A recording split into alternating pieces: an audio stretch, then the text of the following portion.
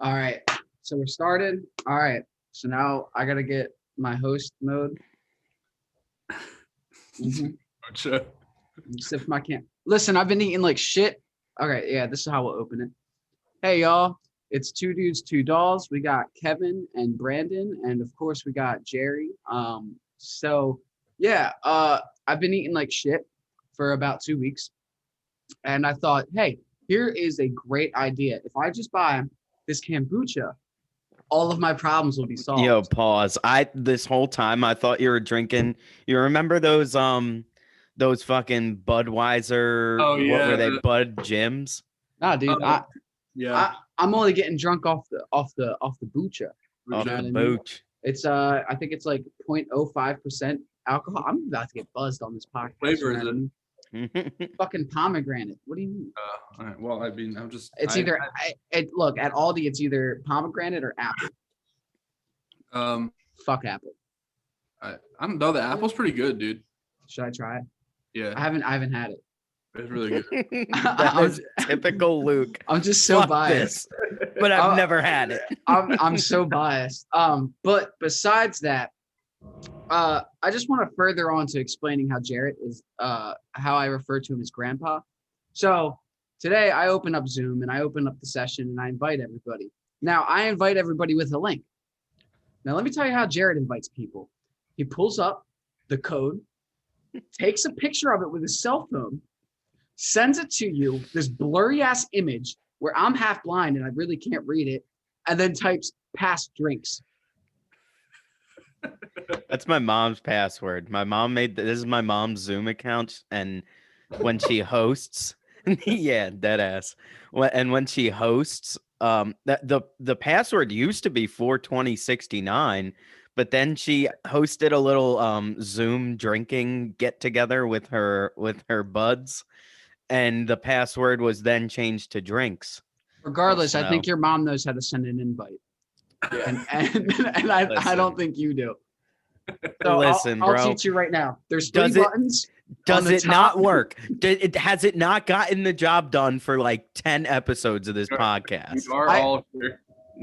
I half want to share my screen right now and just show you how to do it, but I'm not going to do that. But today, yeah, we're talking with Kevin and Brandon, former band members of OCR, right? Former, I guess we could refer it to. All else fails. Former and If you're current on at the the same horizon. time. Yeah. I took Brandon's job and all else fails because he was ass at drums, and they just needed somebody who just could rip.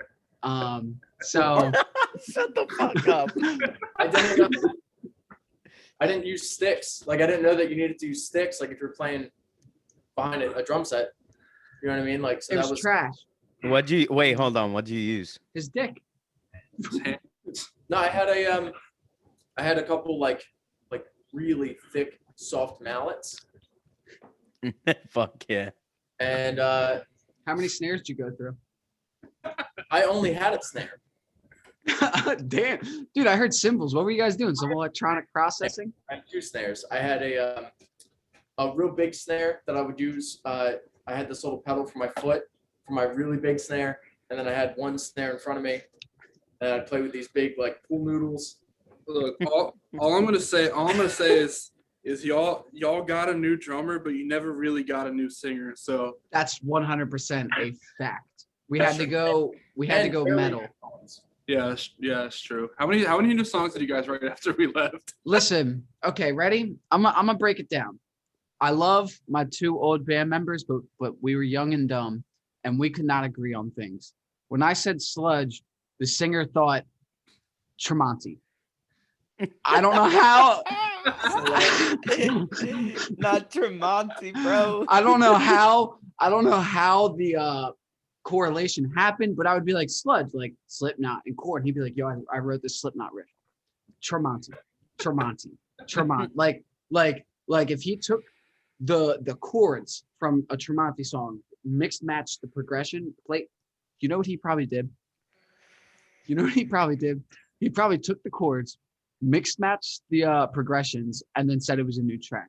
Regardless, I love the two guys. We're all good. We had a falling out, but we made like 4 songs. But the one song that they actually allowed me to make with Kevin was our hit. I'm just saying. It That's was it. a hit, bro. It was a hit. I mean, we have like Went 1,000 number listens. It was our number one, dude. If there was a Rolling Stones for the local scene, we would have at least hit the chart for a day. Dude, that song got you a 620 slot at Brooksmith's, baby. Ooh. They don't And just out to dude, anybody. listen, it wasn't just high schoolers beating the shit out of each other. It was everybody. There was high schoolers getting knocked out. There was literally a fight with the security guard during my set. Like the security guard tried to stop all the moshing and some dude just hit him. Yo, Kevin. Yeah. Yes. Dude, that was the best tweet of all time. I don't Shout out Red Dwarf. Shout out Red Dwarf Studios. Y'all have the worst fucking shows, but I actually loved when you guys did Duality. Yeah, that was sick. That was a sick cover. I was actually so stoked for that. I was like, I can't believe I don't remember playing it. I'm not right now. Dude, I can't believe you. Yeah, you guys covered a Slipknot song, and you covered For Whom the Bells Toll. That's sick. Bro, but tell me that's not the hardest. Dude, you showed up to it was Old City Revival. It was our first show with Tom.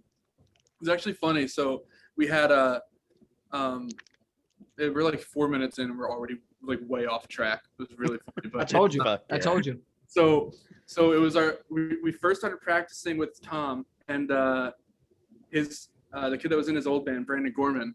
And I remember Brandon Gorman's like, yeah, dude, he's like, I can't play that show. So we improvised a set with Tom.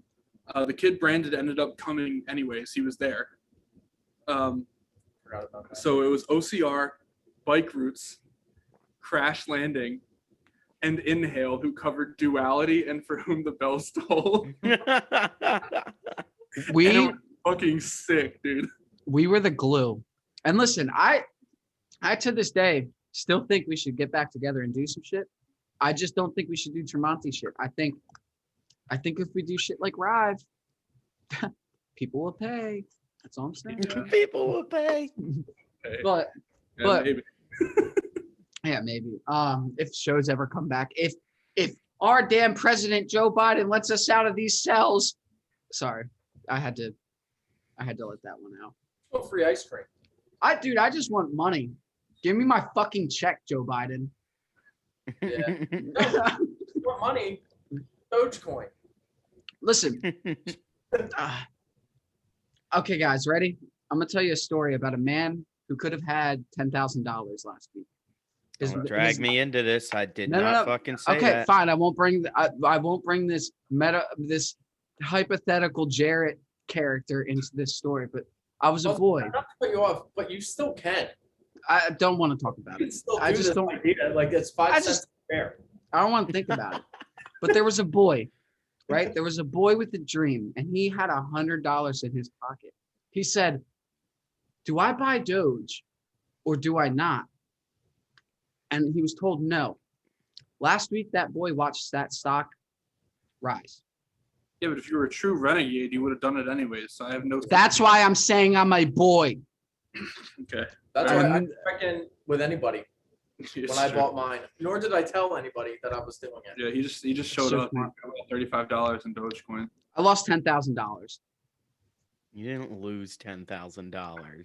in Would have had to have it to begin with to lose. in my head, in my heart. I lost $10,000 as well. So this month it's up 462%. Okay, let's talk about a real loss. I lost a couple $1,000s on Bitcoin because I pulled out for groceries. Yeah. Okay. You but- did not lose a couple thousand on Bitcoin either. If I had $35 and it went up to 10K, how much would I have made? Not a couple thousand. Tell me how much I would have made, Jarrett. I need to lost be about upset. $1 million because I didn't win the lottery. I don't know. There's a lot of math involved in that, but I know not that much. All right, not fine. in the I would have thousands. made $10,000 if I didn't pull it. No, I'm kidding. But yeah, Brandon here made a come up, as you said. So explain to us peasants how you make a stock come up, Brandon. All right, so let me explain to you guys how you can make $5 like I have so far. It's a lot of money. It's a lot of money. Hey, that's like half or a quarter of my Netflix. You stay up too late and you see some things trending on Reddit and Twitter, and then you download the Voyager app and you're like, I'm gonna put $25 into Doge and $10 into Bitcoin. Then you realize Doge is rising faster, so you sell your Bitcoin and then put that other 10 into Doge, and then you just kind of don't do anything after that. Just hope and pray. And yeah, that's pretty much it. That's the secret to my success. And obviously, you know, I got my feet on the couch. I'm obviously living large right now. You got a Sixers pin up right behind you. Like, yeah, looks. Yeah, we got the Sixers. We got Stone Cold Steve Austin. And over here we got Phillies, Eagles, Flyers. Yeah. Oh, you guys are perfectly in sync. That was Yeah. nice. Yeah, well, you know. That's real friendship right there, Jarrett. Which Yeah. there's Oh, fuck you. there's 3 flags that we went to address, and we could have done it in any order. Yeah, That is very true. we did it. Yeah. Wow. Look at us. That's wild. But what have you been up to 10 minutes into this podcast? What, in the last 10 minutes or the last few months? Fuck it. In the last 5 minutes, what's been up, bro? Just been hanging out, talking to you boys. What you thinking about? I don't know. I'm not thinking about much. I'm kind of thinking about this. I feel like it'd be weird if I were thinking about anything else right now. You want to hear a crazy fact I learned? Yeah. They're teaching plants how to send emails. They taught spinach how to do it. Happening? Oh, Mark Wahlberg. Look it up. Look it up. Look it up. They're sending emails instead. That's crazy. My internet connection is unstable. People have been Yo, it's complaining about fucking the internet. Deerwood, bro. I don't know what Deerwood is. Explain it.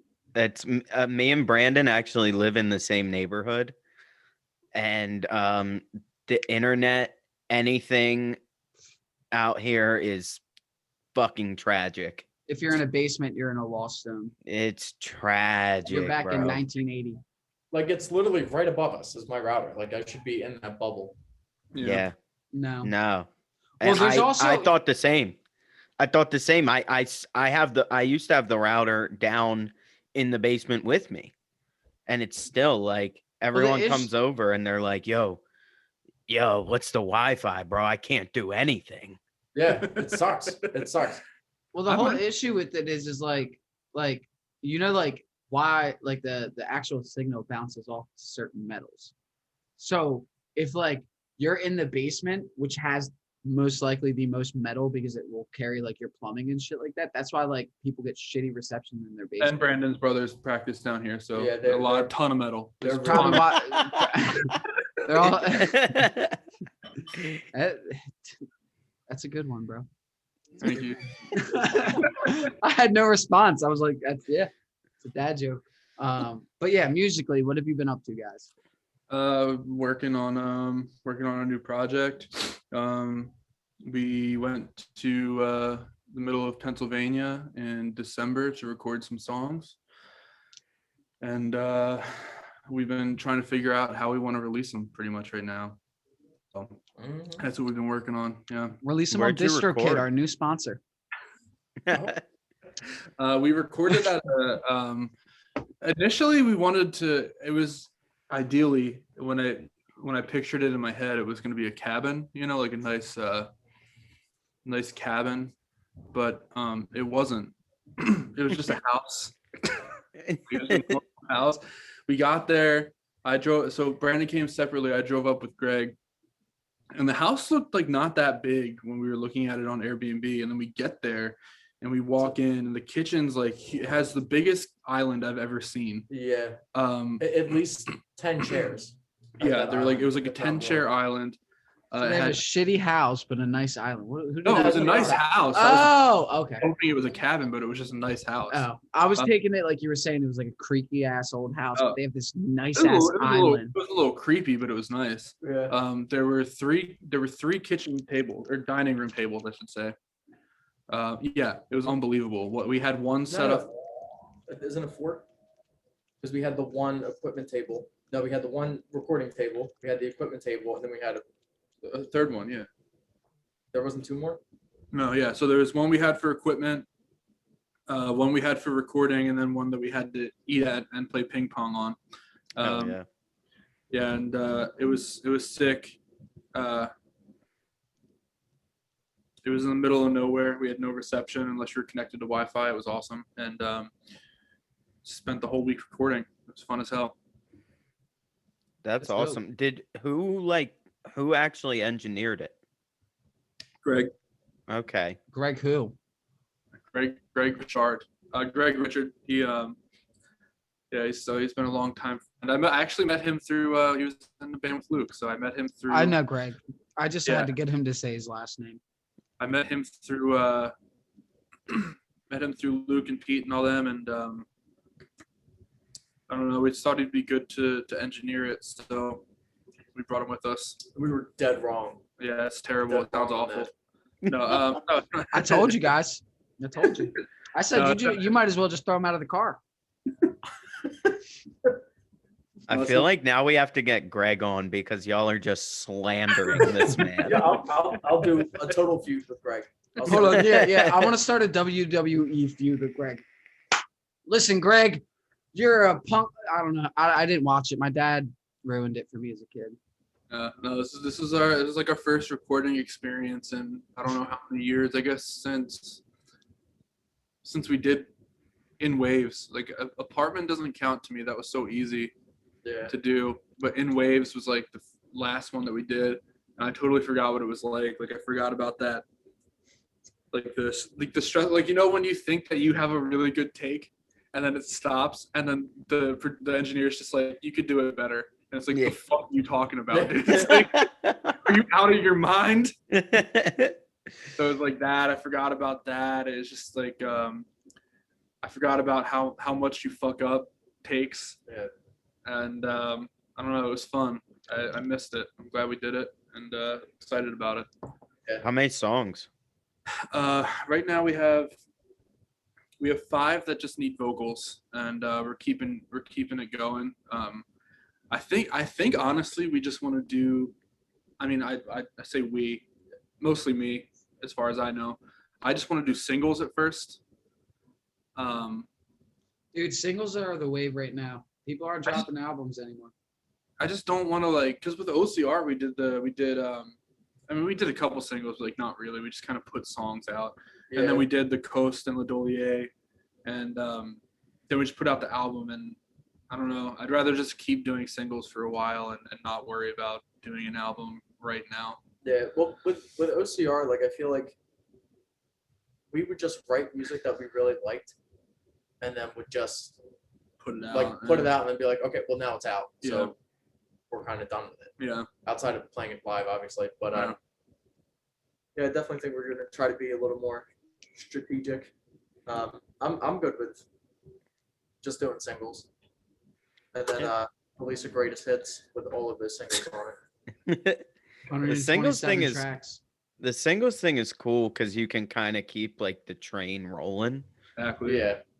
Like right now, I put out that EP, and normally I'm sure everyone here can relate to this. It's like you drop the EP or an LP or whatever, and the first month your Spotify looks fucking fantastic. Yeah.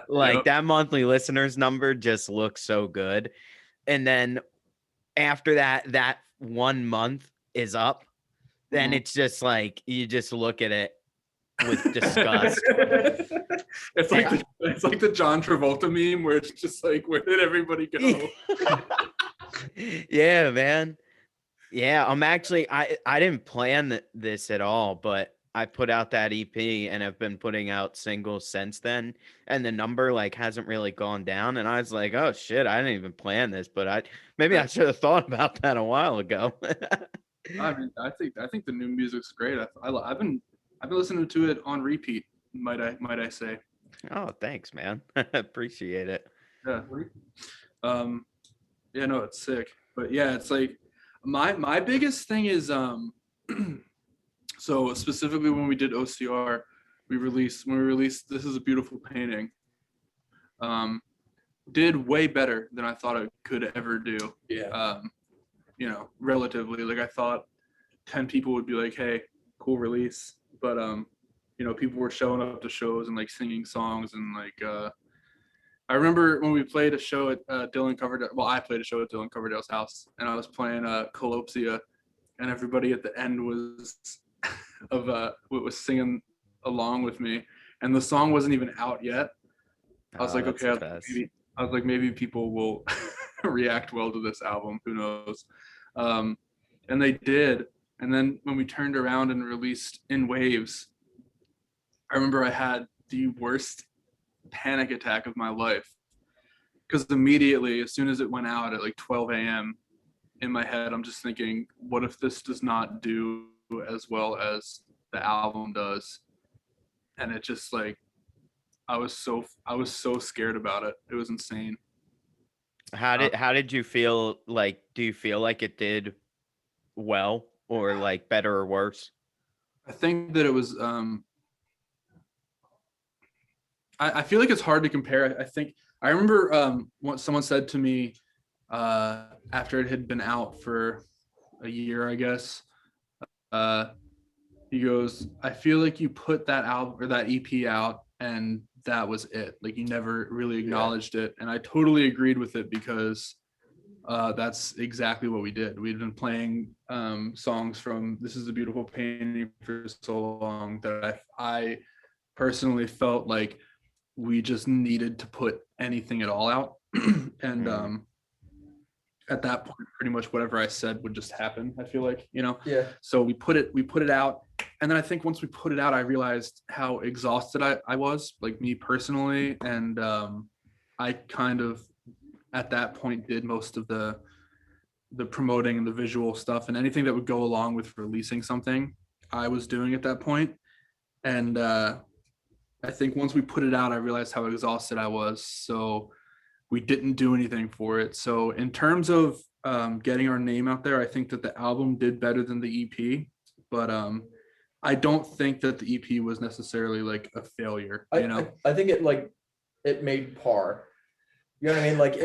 I feel like the material was good, Mhm. and it met, but still when we would play shows, it was still like, all right, well, the Coast is in there, Mhm. the Dolier is in there, Colopsi is in there, and then we would do like 2 from the new EP.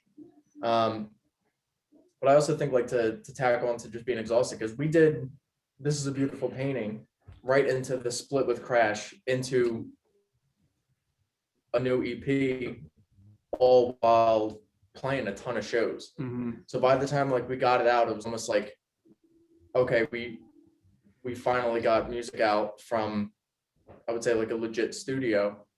And then I think that could be what kind of made us like coast a little bit with the music that we had, rather than game planning like more releases around, like as far as like videos or whatever we wanted to do with it. Yeah, we would basically we would have a show on Friday and Saturday, and then we would write on Sunday.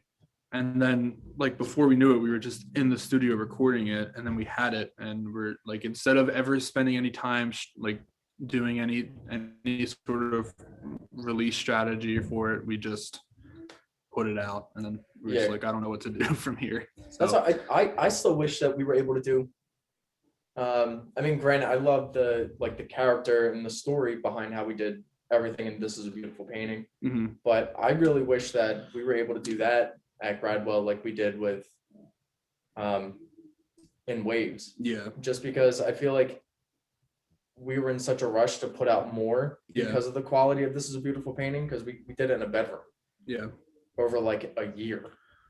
Kevin, I need Right? Like, I need to hear the story Which one? of I forget which tune it is. Doing Are the you talking about vocals. Okay, so I was just thinking about this the other day actually, because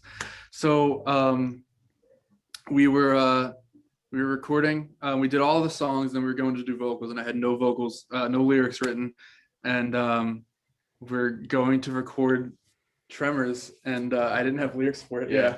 So I'm sitting in the live room, and Matt Weber comes to me. He's like, "Do you want me to turn off the lights or anything?" And I said, "Sure." So he turns off all the lights except for the one light over the microphone that's hanging down. So I'm writing vocals, I'm writing lyrics, and after an hour and a half, I get a verse and sort of a chorus done, and that's it. And Matt Weber he comes in on the headphones. He goes, "Are you ready in there? Because it's been like an hour and a half." And I'm like, "Yeah." So I get up. I walk up under the mic, and the light's shining down on me, and I'm like, "This is Hollywood as fuck." It's gonna be the best moment of my life. Yo, I miss playing Tremors live. Like Tremors and Ledolier, they're not complicated songs on the drums like at all. Yeah. But hands down, my favorite 2 songs to play, that and Colopsia. Colopsia was cool. But with those 2 songs specifically, like I just get to beat the shit out of my ride. And like it would just feel so good. Like it's one of those songs like you lock in and just lay right into the kit. Especially with Ledolier, because people knew that one, they would sing along with it. Yeah. And like even though like we wrote it and that was our song, like I was genuinely like just a fan of that song. Like anytime I hear it, it doesn't feel like like I was the one playing the drums for that. I was just like, this is just a cool song. Yeah. But so Matt Weber goes, he's like, "Are you ready?" I'm like, "Yeah." He hits record. I get through the first verse, the first chorus, and then we're going into I guess it's the hook. And I have nothing for the second verse, so I'm like, I'll just improvise it. Were you yes or no piss drunk? I was very drunk. Yeah, we were. I mean, literally, because fucking Luke showed up, and whenever Luke shows up, it's just it's time to get high. So yeah, so we're drinking. I got and everybody smoking, high. like, Matt Weber was outside with the smoke, and I remember he takes one hit, and he's like, "Oh, I take one hit, and I'm good." We go back inside, and he's like, I had the tincture at that time. At that time. He's trying to put Leslie speakers on the vocals, and we're like, maybe not that. So yeah, so I'm super drunk, super high, and I'm just freestyling in the booth. So I improvised the second verse, I improvised the second chorus, and then I improvised the entire outro, and we get to the end, and everything dies out, and everything stops, and it's just silent for like 15 seconds, and I'm just like, what's the deal? Do I have to redo it? And everyone just goes, "No, I think that's good. I think you're good." And I was like, "Word, all right." So I just walk out, and that was the take. That's the take that's on the song. It was all one take. It was all mostly improvised, and that's fucking incredible, dude. I love hearing that story. I remember favorite song. I remember halfway through that like hour and a half, like I think you asked me to come in. I did. I was like, Luke, I'm like, "Can you come in?" Because you were there for the you were there for almost once we switched over from Andrew's house to Pete's house for recording the first album. You were there almost every day that we were recording. So you put in like a ton of input. So I always trusted your opinion with what we were doing. So I called you in to look at what I was doing and to maybe help. And it was just a writer's block moment, and we somehow made it work. But yeah, it was I was just like, I think my comment to you was, you sung it, and I was like, "It's good." Yeah. And then you were like, "But," I was like, I think it's good. But Yeah. like, Well, I think that song is just a simple enough song that you didn't need to. I think you, like you said, you have a writer's block. You're overthinking it, but it was such a simple song that it didn't need all of this like back. Like you were thinking, I think, well, what kind of melody could I put here and here and here and here? Because it's so simple that you could put any fucking melody, any lyrics, any rhythm. Like it was just open. So that's why I was just like, stick with what you have, because like it's just like a test, man. Like You know how they say like 80% of the time, the first thought that you have is the right thought, or is the Mhm. right answer. It's the Yeah. same thing, I think. Like this Andrew Wong guy talks about one takes, or he calls it his two take system. So he'll take it once, take it twice, and that's it. Yeah. That's all. But like vocals, everything. He says he can fix it in post, and he does. So Because I remember with that song specifically, there's a part in the outro where I totally like I don't lose the note. My voice just like my throat just gave out on me, and so I was super worried about that. But Matt Weber's he's like no, he's like it's kind of something that you would hear like Kurt Cobain do in a song. He's like, and I think that's cool. And after that, I was just like, okay, I was like I can immediately hear that, and it's weird because I think that like technically that's probably the worst mess up that's ever made a final release of a song. Yeah. But probably the one that I think about the least. Mm. You know. yeah. Well, in regards to I all think- that though, you were young, right? Like with all I was like even the 20. release, all of it. But like if you think Yeah. about it, like we didn't really know, like we knew about ads, but we didn't know how to like actually work them. We didn't know how functional they were. We didn't know that releasing something you would have to play a few times before. Like we didn't know that stuff back then because we were still in that transition of like high school band. Like I feel like now that I'm 25, I look at music completely different than I did in high school. Like because like I felt like there was a structure to what I was doing then. Like it was like verse, chorus, guitar, drum, bass, sing. Yeah. That's Yeah. it. But now I'm at a point where I'm like, well, I listen to like fucking Bon Iver, and then I'll listen to some like boom bap shit. I have so much Right. versatility in my music like taste. It's like at this point you grow up. You sit here and you're like, oh, I want to do more with this and that. And I think that's what In Waves was you guys were like getting to that point where you're like, I want to start experimenting rather than just playing the fucking chords. And because like It's a Beautiful Painting was spacey and like, but it still had that like alt rock, not alt rock, but like Oh yeah, for sure had an alt rock vibe. yeah, like an alt rock that vibe. was intentional. That was just like Yeah. what at that time I was listening to like, which is crazy to think about because I don't listen to these bands almost at all anymore. But I was listening to like Kings of Leon, Muse. I don't know, just all of these like basically just Radio 104.5. I was listening to the 1975 a lot, and I don't listen to those bands anymore. I just like it's was crazy. So it was like a big chunk of time, like when we wrote those songs. Yeah. Like, a lot of those songs, like we had like Falling Back to You, Yeah. that like, and then a less known song, Blue Shirt Magic. That was I know that one. that was Coffee House Days. Yeah, Coffee Orgies. Works. Yeah, Coffee Works. That's what it was called. Yeah. That was that. I feel like what happened was like I'm actually gonna wait to tell the actual story, like the big story. But like I feel like you guys were like it was just you and Kevin, and that's what you listened to, and literally all you had was like a fucking snare drum and your guitar. Basically, like that's what you guys were working with, like at that point. Like maybe you had more, but like that's what it seemed like. Oh yeah, no, I had I've always had like a crazy setup. Actually, I can't wait till you can actually see because I got Bill's SJC kit. I got Word? I got the tuxedo kit, and then I mashed it with my old kit, so now I have a floor tom like to my left, and me and my brother were able to make like a nice little like chop setup. So I moved my ride over a little bit, and I had this little chop in the center. So like it was kind of fun to reinvent the kit. But at that time, during like all the Coffee Works stuff, I used to just have so much fun with building just like a bullshit acoustic setup because I have like a ton of cowbells and like percussion shit.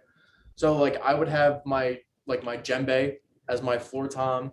I would have splashes as crash cymbals, and then I would have like a full rack of like cowbells.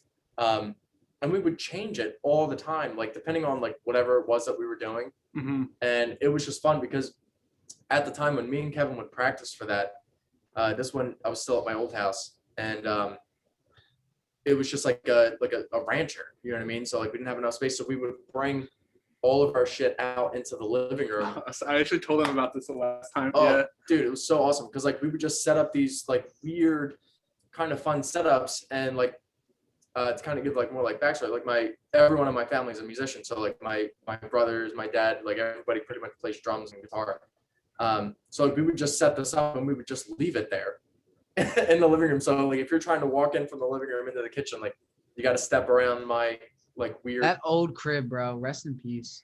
Rest in peace. It was I'm telling you, it was like fucking. It was just a tree house, but you would have to pay taxes on. Yeah, but yeah. So basically, I think the story I was gonna tell was, I remember when I was at this time helping, like me and Kevin were just chilling while he was making the album.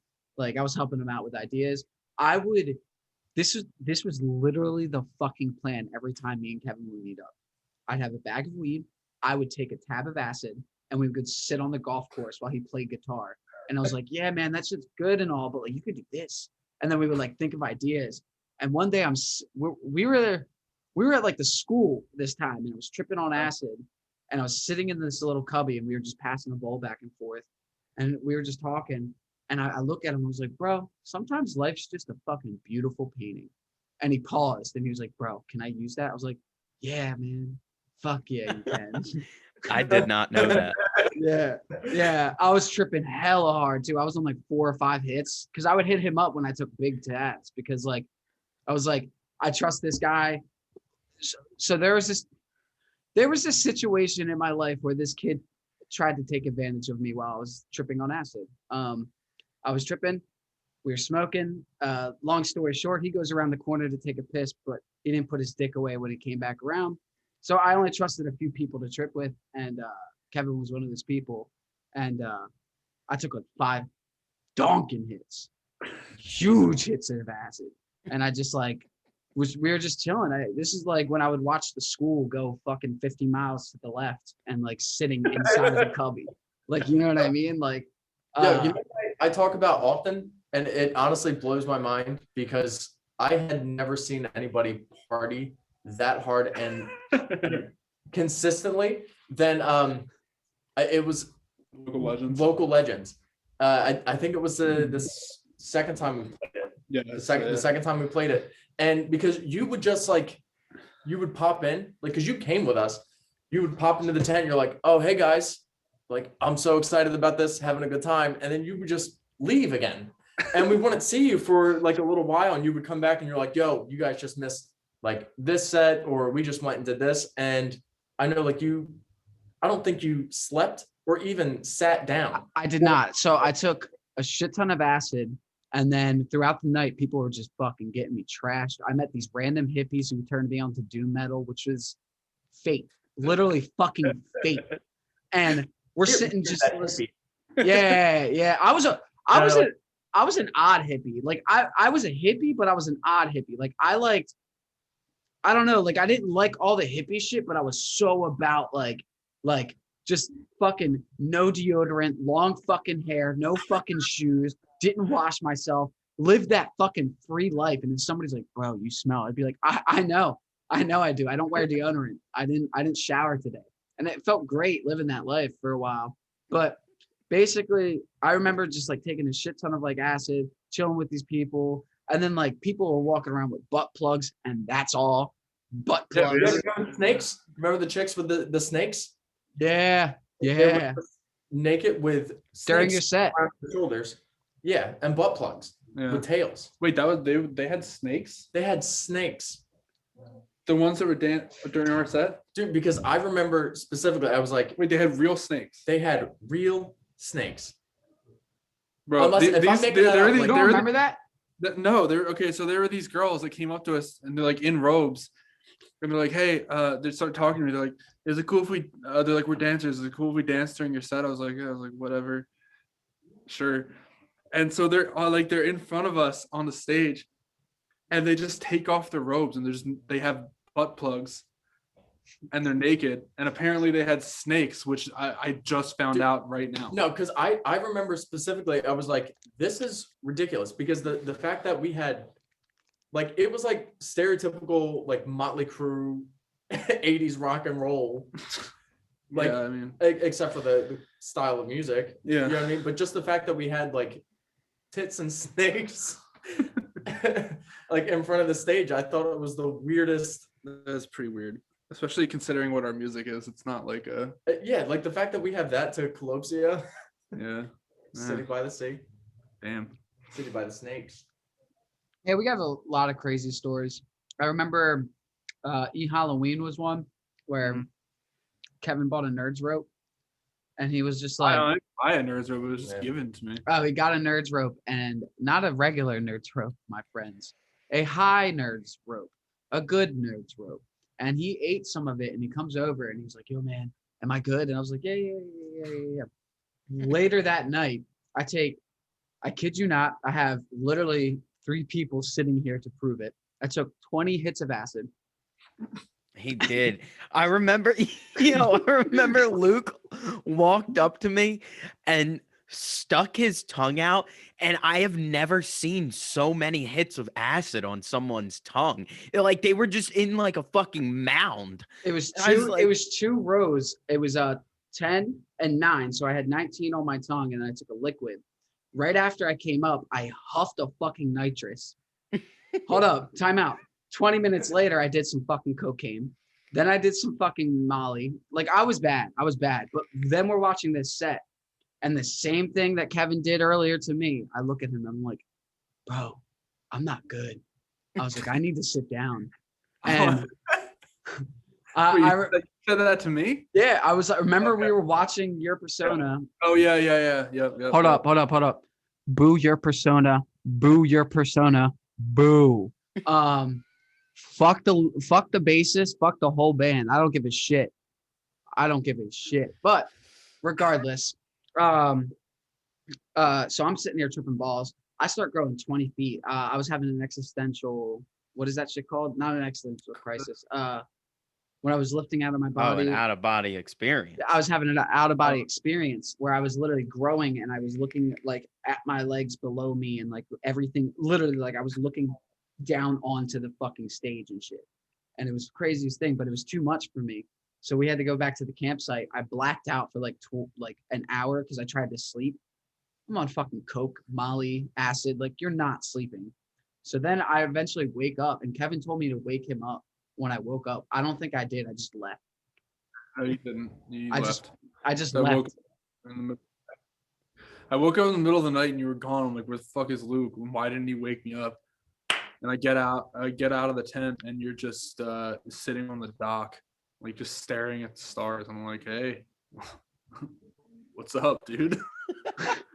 And then yeah, it was just. But worst experience of my life, Jared, actually. Yo. Real quick, do you remember when we first met? When did we first meet? Okay, it's the pharmacy. Okay, yeah, I've got vague. Maybe was I fucked up? Yeah, you could have been. This is literally the first time we met. Nothing noteworthy happened, but we met. We played with Lennon's band. Okay, yeah. I remember that show. Okay, so I think it's crazy because I just thought I never thought about this till right now.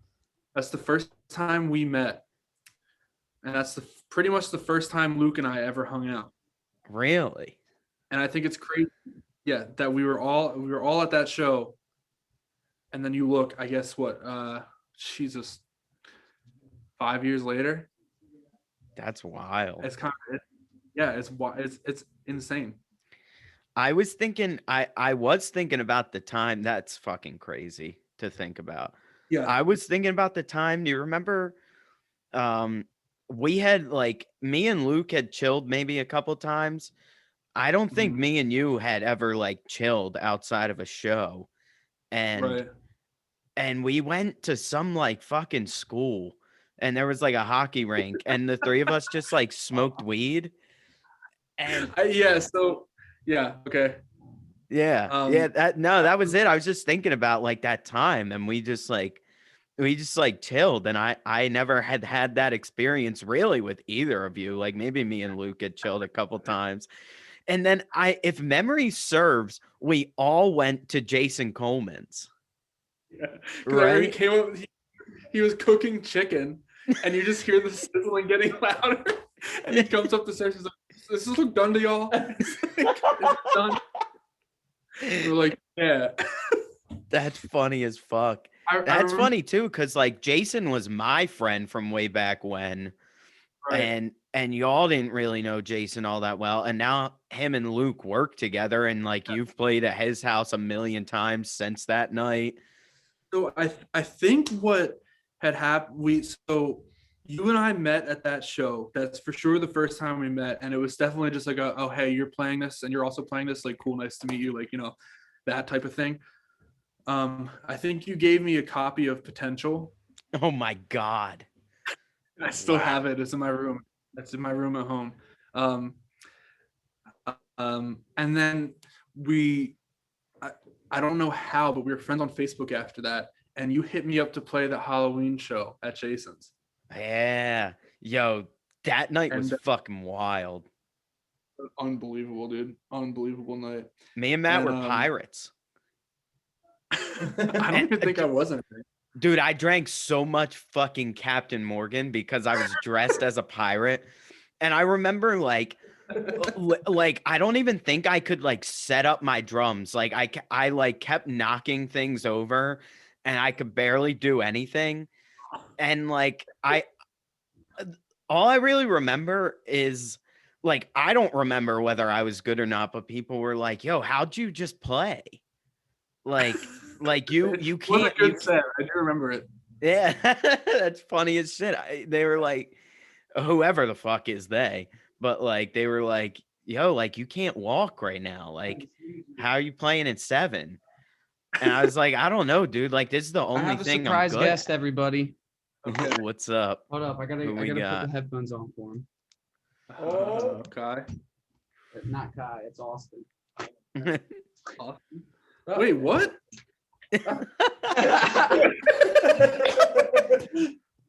Luke is like texting me like throughout this episode, and I look down and he's like, yo, is it cool if Austin gets on the podcast? No fucking way. And I was like right now, like in the middle of this episode. And he's like, yeah, we're going to the bar, and like he's coming through, and like he's probably about to be here. And I was like, yeah, I don't care. like let's do it. Yeah, I can hear. What's going on, dude? Look, dude, I'm full of surprises. I take 20 hits of acid and bring random guests. That's the type of guy I am. How are But you doing? I'm good. So- I'm on acid right now. fuck. Hell yeah. Yeah. oh, So- right. So yeah, I don't even know what we were talking about before you came in, but I guess it's not. I guess it's not important. Dude, I'm full of surprises. I told you this podcast has no rails to this So train. actually, we can talk about this because Luke, you weren't here. Remember the first time? So I remember I was at work. I was working at Wawa, and Luke, you hit me up. You're like, "Yo, what are you doing after work?" I was like, "Nothing. Why?" And you go, "I'm gonna hang out with Jarrett. You should come." And we all hang out, and we're trying to find a place to smoke, and we went to Memorial Park, and we were smoking on the bench of that roller hockey rink because it was like pouring rain. Yes. It With was. Jarrett, yeah. And Jarrett, you had your little poke, right? And Yeah. it was so funny because we were all like I don't know, Jarrett, how old you were? You might have been 18, I guess. But we were adults.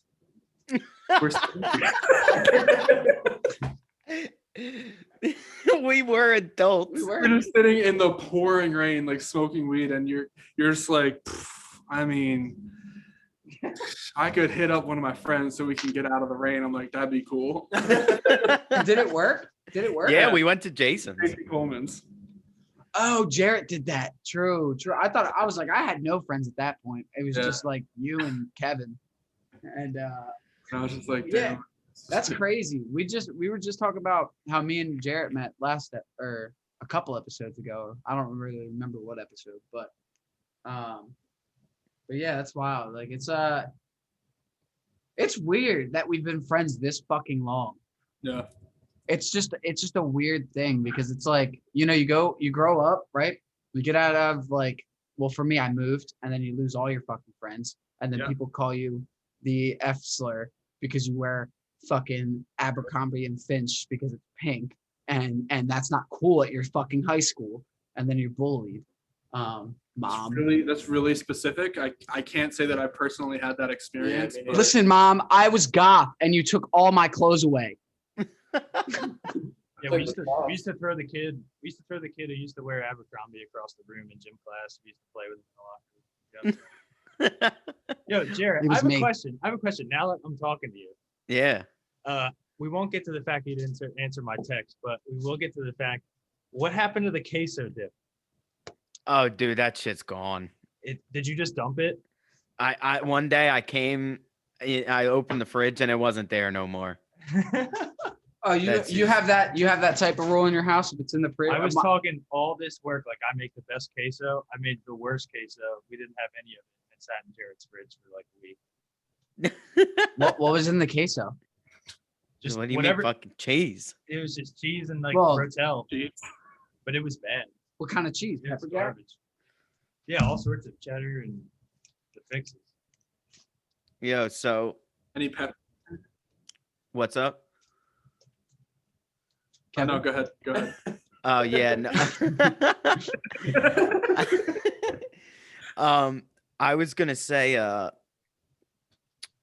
earlier we were talking about like the expectations versus I don't know what ends Right. up happening or whatever. And I meant to ask about your mindset going into this new project, like when you guys actually drop stuff. Like, are you in the mindset of like, I really hope this outperforms OCR, or do you not care anymore? Half of me wanting to start a new project was me wanting to not have to compare a release to Yeah. one. But now I'm at a point where, and I can't believe I'm at this point, but I think just due to a mixture of just like kind of getting like my mental health in check and what actually matters and what I find like valuable in my life and what art means to me. I don't care too much how it's received or how well it does, you know. That's like, the right answer. right, because it's like, well, like what is like, I mean, we've had shit that's done well and like it hasn't really done anything for me personally. Like I don't feel like, I don't look at my life any differently because we had something that in my opinion did better than I thought it would, you know. So Mhm. so what's the point of even caring about that shit? And also that's not like, it's not a measure of how good something is.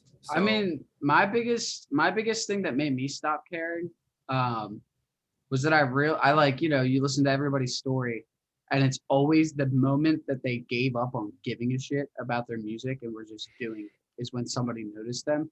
And now it's not even like a thing that like that I'm looking for somebody to notice me like musically, but like it's at a point where I'm just like, I like this, so I'm going to do this. And it's like a hard thing to like, if you're trying to write something that is that you think is going to appeal to all these other people, it's like having a million people in a room with you trying to write a song that just, they aren't giving you opinions. You're just trying to guess what they're all thinking and you're trying to satisfy every single one of them. And it's like, it's honest, like it's just easier to try to satisfy the one person in the room than the a million people that are not going to give you an opinion back, you know? Yeah, 100%. I mean, and most people, like you, like always bringing up my therapist, John, because he's the best. But this is what he said to me is like, most of the time when you put stuff out, what is the reaction? Like what are, even if it's one or two comments, what are the comments? Not negative. They're usually fucking positive. So then the whole process of you making something for somebody is that you're mainly looking at like the negativity and trying to find the positive results rather than looking at the positivity and not caring about the negative results. Yeah. Which is like the issue is like, if you like only are trying to sit here and find like, okay, well, they don't like this, and they don't like that and that. And this thing is like something they don't like either. So I got to do this because they'll like this. It's like, you're thinking so strategically that you're not even like performing or making music anymore. You're just doing math. And like Yeah. that's a like I'm not saying that's the wrong thing because like look, I say this all the time. We support Drake, but not Aubrey because Drake's team that makes all of his fucking music are scientists in the lab just producing beats. But like like they're using some math. They know like what eight like they're like professionals about it and stuff like that. But we're not in like this thing trying to be in the music industry. We're just trying to make music and like Yeah. enjoy the stuff that we make rather than put it out to somebody to sell. Because like I don't really care if my shit sells. I was surprised. I opened up my DistroKid and I looked and I had 50 monthly listeners on Spotify. I was like, what the fuck? I was like, where did this come from? And I've only had like 5 monthly listeners ever. Like Right. that was like the most I've ever had. So it's just like, yeah, like even if it's like you having to train yourself to like think like if I don't get noticed or if I don't care, then I'll get noticed. Like eventually you're just gonna stop caring about even getting noticed. You know what I Yep. mean? Mhm. It's kind of like a mindset thing you got to train yourself on because our society is like all about like what the other person thinks of you. And if you're Right. making blue collar money or if you're working at a pizzeria, because me and Jarrett were just talking about this. We make more money delivering pizzas, but when you deliver pizzas and you go and try to apply to a real job at 30, they're going to be like, so you're a pothead who's only delivered pizzas for 20 years. No, you know what I mean? But like, that's a fucked up thing. It's like, well, who cares if I've only delivered pizzas? I know sales now. Like I've dealt in sales, I've dealt in custom, you know what I mean? Like you could have experience in those things, but I'm just saying, we think that like we have to like what is it? We live in a supply and demand like country. We think we have to supply to people because that will meet their demand. You know what I mean? But like music isn't like that. But some people look at it that way because it is a commodity now. Like you can make a living off of music, and that's not really common. Well, I'm in it strictly for the money. Look, dude. I mean, look, we could all sit here and act like we're not in it for the money, but like, let's be real. We're all trying to quit our jobs and make music, right? Yeah. Yeah, that would be awesome. I just honestly like just especially now, like the past year, none of us have been able to do shit. Like I just miss like creating and just like playing music and just seeing where it goes. Like because it is exciting to think like okay, how are people gonna like respond to this? Like if people love this, like that's a good feeling when you put out a song and then like somebody's singing to it. Or like if they just like comment on it, like it's a nice feeling. But ultimately, and like I say this to Kevin all the time, like I just like seeing what we can come up with. Like even if we end up with like 100 albums that like we don't even release, like just the process itself, I think is it's just fun, man. Like and playing live, like Yeah.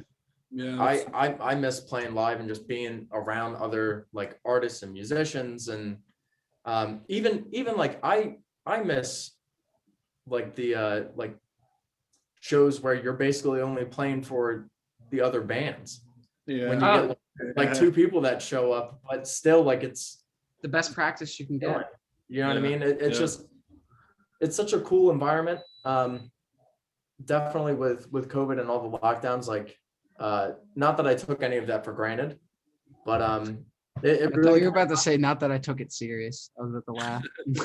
no, like, it definitely highlights like how special like those times are. You know what I mean? Like all like the basement shows or like the like dive bar Philly shows and stuff like that. It's just like I was going through my Snapchat memories and actually saw one from I don't know if you guys remember, Jared. I think you were there. I know Luke was there because he booked the show. He was definitely there.